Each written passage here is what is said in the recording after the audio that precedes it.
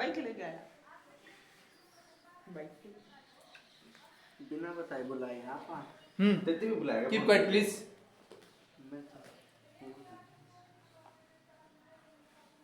Video बना के दे दी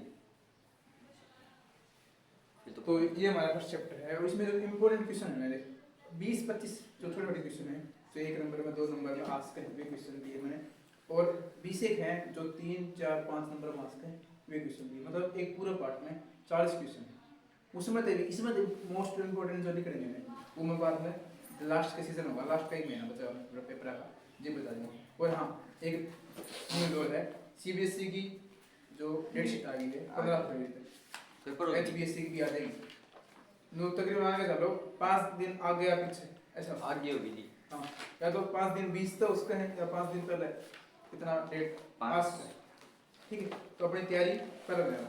तो पहला प्रश्न है कंकाल या ढांचा रासायनिक समीकरण किसे कहते हैं।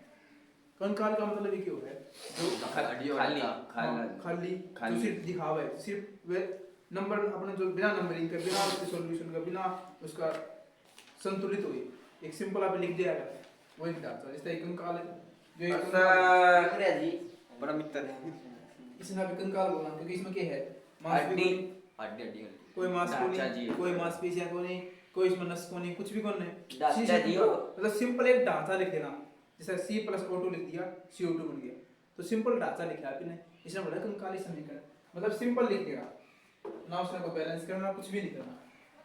रासायनिक समीकरण में दोनों और तत्वों के परमाणु की संख्या संतुलित न हो संतुलित में नहीं होनी चाहिए वो एक कंकाली ढांचा रासायनिक समीकरण है। अगर मान लीजिए इसकी जरूरत पूछ लेता कि संतुलित रासायनिक समीकरण किसे कहते हैं तो मतलब वो क्यों होना चाहिए संतुलित हो वो सिर्फ संतुलित होना चाहिए करना नहीं है तो संतुलित होगा वो प्योर रासायनिक समीकरण होगा एक संतुलित रासायनिक समीकरण होगा ठीक है।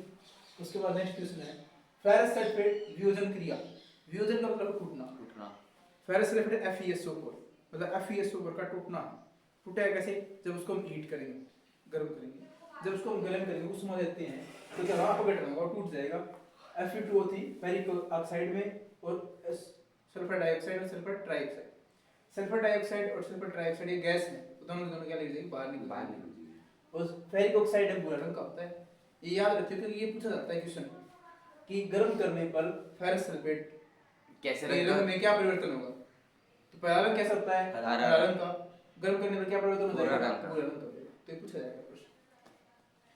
अगला नेक्स्ट प्रश्न है निम्नलिखित रासायनिक समीकरण को संतुलित रूप से लिखिए संतुलित लिखना है देखो lead nitrate PbNO3 twice PbO NO2 और O2 दे रखा है देखो यहाँ पर ऑक्सीजन कितनी है हमारे पास 3 2 5 3 दूनी 6 3 दूनी 6 यहाँ पर ऑक्सीजन कितनी है 2 और 2 4 और 5 तो संतुलित तो है कौन संतुलित करना है।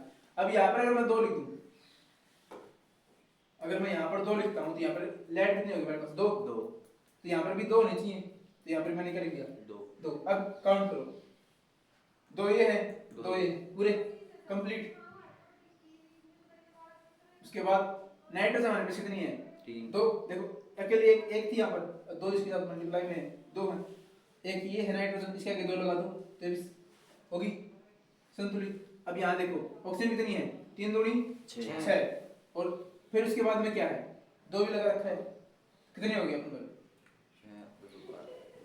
ऑक्सीजन कितनी होगी ये बार काउंट करो देखो 2 तो दूनी 4 और 2 6 2 दूनी 4 और 2 6 2 8 हो गई 6 ये थी और 2 8 बढ़ेगी एक्स्ट्रा कितने हो गई 10 8 जी 8 है 8 जी कैसे था 8 और 2 6 ये है देख 3 दूनी 6 और 2 और बढ़ गई बेटा 8 8 है 8 और 8 16।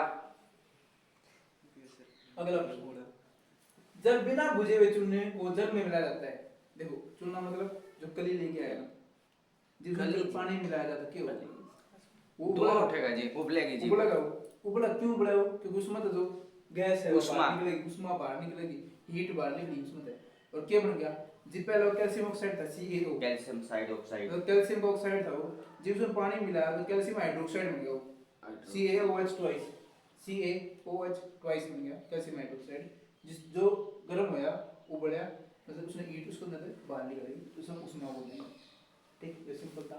और जी भी या कली बन जाए, जैसे अभी गड्ढा मिला हुआ हां कली में जो भी लगा दें कली ने, कुछ देर बाद में चमकमा जाए कुछ दिन बाद।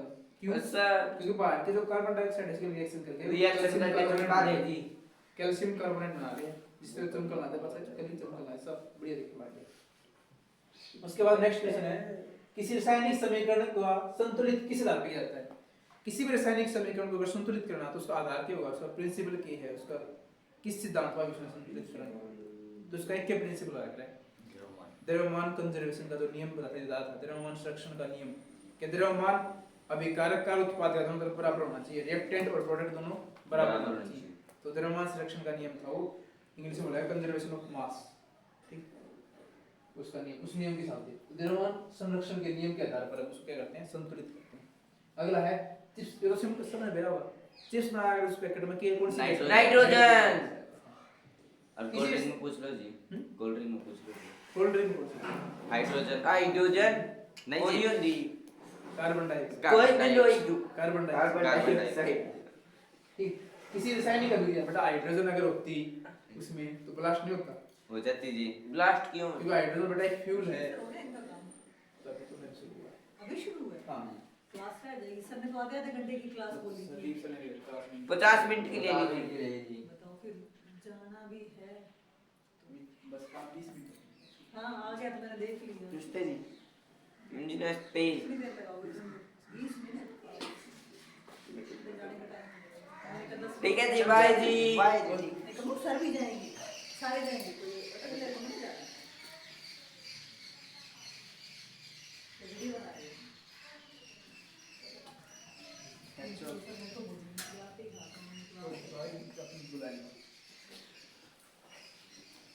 हो जाएगा भाई, आप भी जाओगे? सच्ची ना करो, गाना नहीं लगा। रासायनिक अभिक्रिया में उत्प्रेरक, उत्प्रेरक क्यों बेटा? वाप प्रोसेसन अभी मैंने बताया पहले एग्जांपल दिया था। उत्प्रेरक एक ऐसी प्रोसेसन है जो लड़ाई मचवा के खुद साइड में हो जाएगा, बिचौला के। हां जिसने बिचौला के देखो जी इनकी लड़ाई हो जाती वो एक है। catalyst, यूं देखा catalyst। देखो अब उत्प्रेरक क्या करेगा, जब दो अभिकारक रिएक्शन नहीं करते हैं या फिर धीमे धीमे रिएक्शन करते हैं तो उन्हें क्या करेगा, तेज रिएक्शन करवा देगा, या फिर वो जो बड़े तेज रिएक्शन करते हैं उनकी रिएक्शन धीमी कर देगा। तो ये अभिकार उत्पाद इसका ये काम है उत्प्रेरक का, लेकिन बीच में इसका कोई रोल नहीं, बीच में इसका करने को नहीं आवे, इसने किसी ने बेरा को लगा बीच में आया नहीं आया, बस जो बीच में लेके आया पासा के कोई सारे दूर हट जाए, इस तरह लड़ाई बचाई को नहीं देखा दियो जी नुका का जी पीयूष देखते थी के क्या समझ दे पीयूष देखते हां जिस तरह सन्नी पीयूष की इसकी लड़ाई करवा दे तो सन्नी उत्प्रेरक ना बने बेटा। आगे बढ़ो, रासायनिक अभिक्रिया तो सिंपल बेटा है। हां जी जिसमें नया पदार्थ बनता है। एक से अधिक पदार्थ मिलके एक नया पदार्थ बनेगा, उसमें बोला है रासायनिक अभिक्रिया, ठीक है। उसका अगला प्रश्न है, किसी रासायनिक समीकरण में अभिकार को तथा उत्पादों की भौतिक अवस्थाओं के तीन संकेत, ऐसा संकेत बता तीन टाइप के उनकी अवस्था, अवस्था मतलब गैस, ठोस है, द्रव है या गैस है। तो ठोस रूप होगा सॉलिड है, सॉलिड एस, द्रव होगा तो उसने बेटा क्या लिखा, तो लिक्विड लिखा है एल लिखेगा या जी फिर एक्वस एक्यू, ठीक है।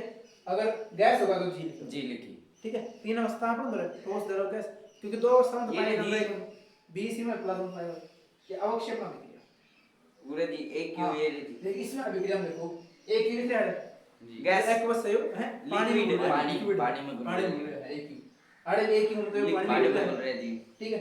ये सॉलिड है तो एक ही मतलब पानी लिक्विड है। हां पानी में घुल जाए, लिक्विड खुद नहीं बेटा जो पैसे सॉलिड हो खुद, लेकिन पानी में घुला पास क्या हो गया एक्वस हो गया, पानी में घुला मतलब एक्वस मतलब पानी में घुला, ठीक है। अब क्या कुछ है प्रश्न अगला है अवक्षेपण, अवक्षेपण मतलब क्या है, जब किसी भी अभिक्रिया में एक ऐसा पदार्थ बनेगा जो ठोस बनेगा, सॉलिड बनेगा और नीचे बैठ जाएगा, पानी लिक्विड में नीचे बैठ जाएगा, सॉलिड सॉल्यूशन रेत जी, हां जैसे कि पानी में रेत हो नीचे बैठ जाएगा, घुला वो देंगे पदार्थ में नीचे बैठ जाएगा, उसने बोलेगा अवक्षेपण अभिक्रिया।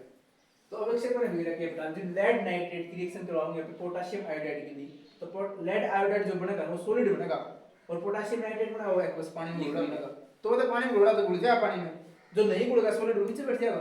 तो इसी अभिक्रिया ने बनाया बेटा अवक्षेपण मतलब प्रेसिपिटेशन रिएक्शन, उसमें प्रेसिपिटेट बने जिसमें सॉलिड पार्टिकल बने उसे बोलेगा प्रेसिपिटेशन रिएक्शन, ठीक है।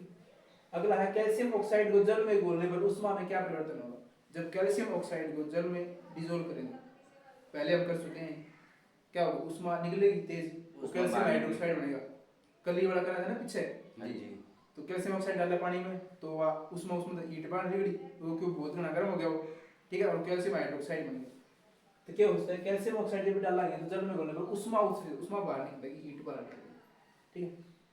अगला है, किसी क्रियाशील धातु की तनु सल्फ्यूरिक अम्ल से क्रिया कराने पर, कोई भी धातु होगी तनु सल्फ्यूरिक अम्ल मतलब क्या है, कंसंट्रेटेड सल्फ्यूरिक एसिड H2SO4, उसके साथ रिएक्शन करवाएंगे ना, तो पहली सिंपल बात याद रखनी है, तो हाइड्रोजन गैस तो रिलीज होगी, क्योंकि सल्फ्यूरिक एसिड में क्या है, हाइड्रोजन H2 देखो ध्यान से देखोगे ना, हाइड्रोजन लोग तो कोई भी धातु, अपन कोई भी धातु ले ली, जैसे लोहा ठीक है, कोई भी धातु अपन मान लिया, हमने लिया Fe आयरन, आयरन ठीक है, या फिर आपने जिंक ले लिया, या फिर कोई और दो धातु, Ag कार्बन ले लिया SN ले जी लिया, कार्बन बेटा धातु नहीं है, धातु Ag ठीक है, Ag हाँ Ag सिल्वर, ठीक है, ये ले लिया, मान लिया आपने ये लिया इसलिए सल्फ्यूरिक एसिड H2SO4, इसकी रिएक्शन करवाओगे, तो जो हाइड्रोजन है, इस हाइड्रोजन के साथ रिप्लेस कर देगा, ठीक है, डिस्प्लेसमेंट हो जाएगी, FR H2SO4, इसकी डिस्प्लेसमेंट हो जाएगी और क्या बन जाएगा, हाइड्रोजन। इसकी जगह क्या जिंक आ जाएगा, ZnSO4 आ जाएगा, और हाइड्रोजन गैस बाहर निकल जी बाहर निकलेगी, ठीक है। अब ये हाइड्रोजन अटैक क्यों, इसका तरह रिएक्टिविटी सीरीज करेगा, क्यों है, केदारनाथ का माली हर बोले हर बोले जरा पी के पकाता है, आलू जरा और कौन है सामने आओ। है सामने आओ आगे आओ, देखो अब ये देखो हाइड्रोजन नीचे है, जी हाइड्रोजन से ठीक है ऊपर, जियो इसमें उस हाइड्रोजन ऊपर है, इसके ऊपर जिंक है, ठीक है मतलब इस तरह रिएक्टिव है, ये इस तरह रिएक्टिव है, हाँ जी इस तरह रिएक्टिव है, हाँ तो जी। मतलब ये स्नाट का टास्क है, इसलिए हाइड्रोजन बाहर निकल जाए।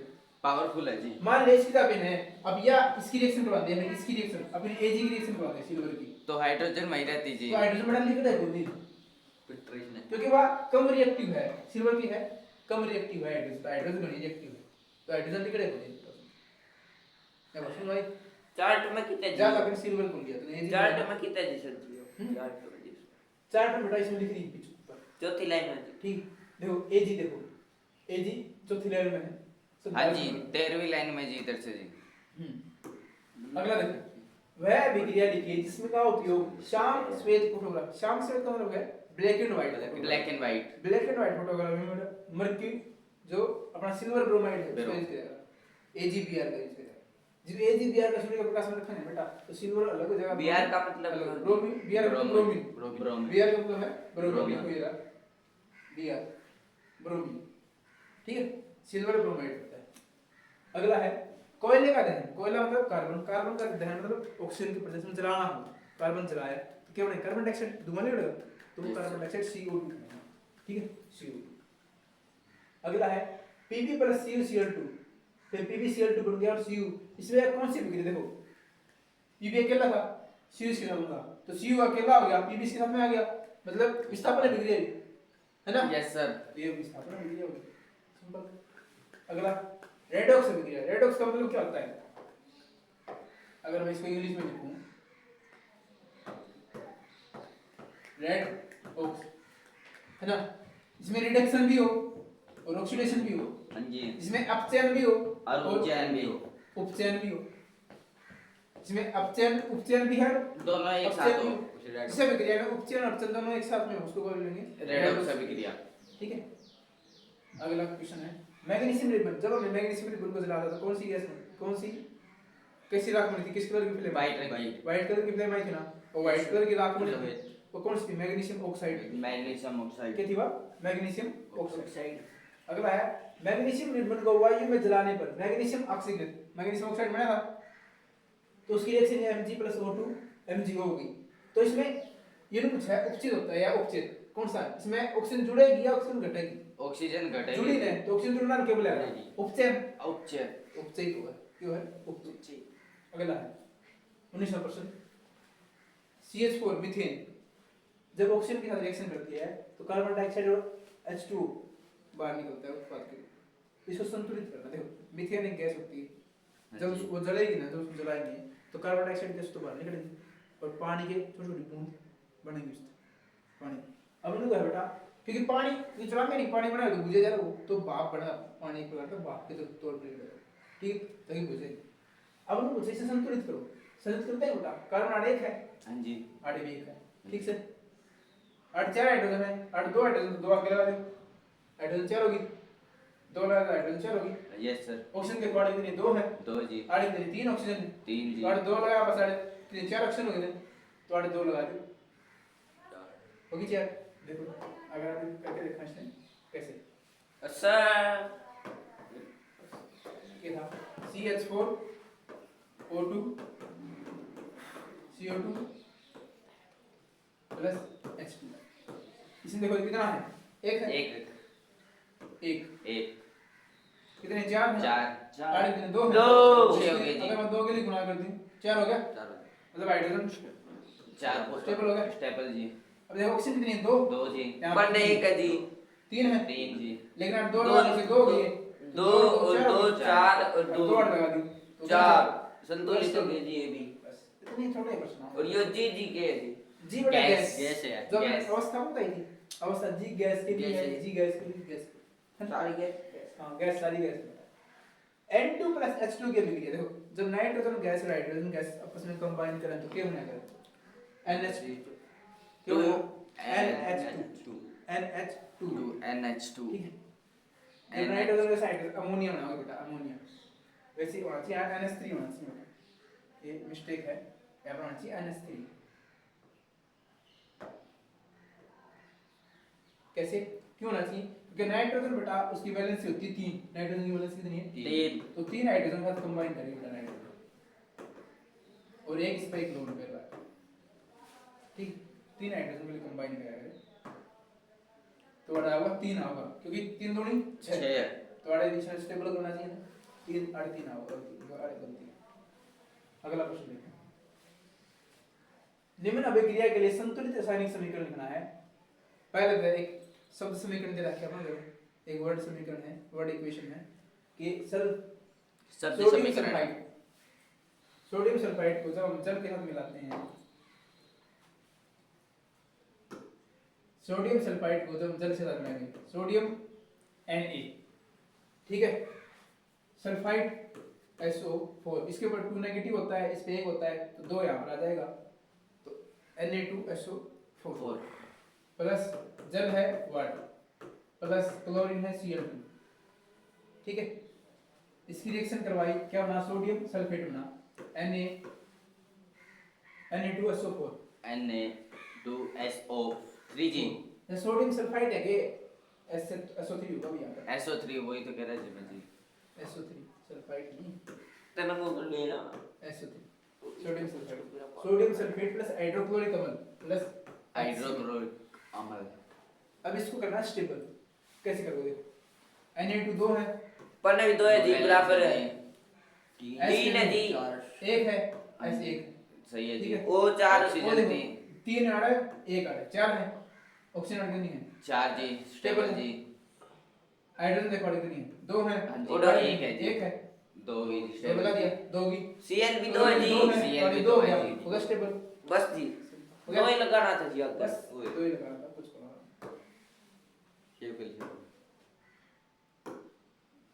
जी आपने अगला सर्च मारा के जी आपने पहला पैसा दिया आप तय यो जी पहले अगला प्रश्न है भाई, हल्के रंग हरे रंग के फेरस सल्फेट के क्रिस्टल को गर्म करते हो, आगे ना प्रश्न, यस सर, हल्का रंग का फेरस सल्फेट था FeSO4 गर्म करने पर क्या हो जाएगा, भूरे रंग का हो जाएगा, भूरे रंग का आपने दिखाया था जी, हल्का रंग का जो फेरस सल्फेट क्रिस्टल गर्म जल में से जल निकालने पर ये फेरस सल्फेट क्रिस्टल है बेटा, क्रिस्टल वो सिंपल फेरस सल्फेट था, ठीक है, जब उसने गर्म करा था तो के फेरिक ऑक्साइड बना था वो भूरे रंग का था, ये लोग है जल निकालने पर क्या निकालना होता है, जल निकालते हैं, देख फेरस सल्फेट क्रिस्टल है, सॉलिड है, इसमें 7 है, 7 H2 पानी के 7 मॉलिक्यूल है, ये 7 मॉलिक्यूल पानी के निकाल देंगे बाहर तो अकेला FeSO4 बच जाएगा, तो अकेला FeSO4 सफेद रंग का सफेद व्हाइट कलर, ये बोलते हैं जब क्रिस्टल की बात करेगा ना तो उसमें तो पानी कर देंगे, ठीक, पानी न अलग करना है, समझ गए, अगला नमी बाहर निकालनी चाहिए, कॉपर से अधिक सक्रिय 3 धातुओं के नाम बताओ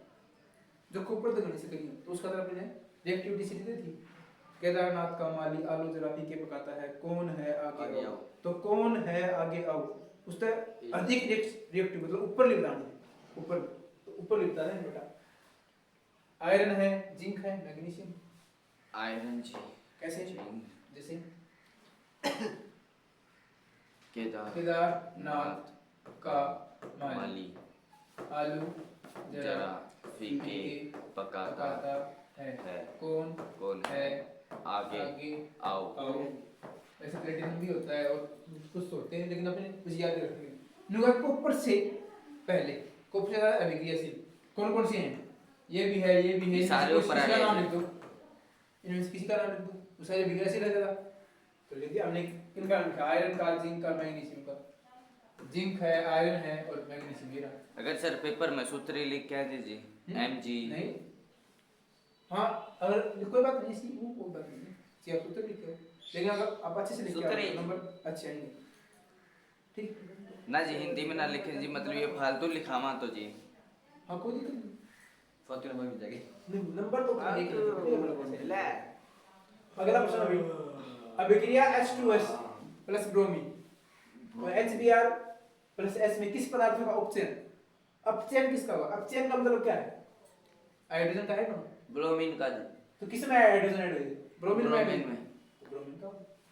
अगला है संगमरमर का रासायनिक सूत्र क्या है? संगमरमर कैल्शियम कैल्शियम कार्बोनेट जो अभी कली करते कली। हैं मिट्टी कली करते हैं हाँ। पुट्टी। फिर उसके बाद जो बने हैं कैल्शियम के कार्बोनेट का कार्बन डाइऑक्साइड की रिएक्शन के लिए तो संगमरमर की तरह बने हैं कैल्शियम कार्बोनेट। अभी देखा होगा और पपड़ी उतर है जी हाँ जी जी उतर ही हो हाँ जी। तो वो कैल्शियम कार्बोनेट हो पूरा CaC होती है।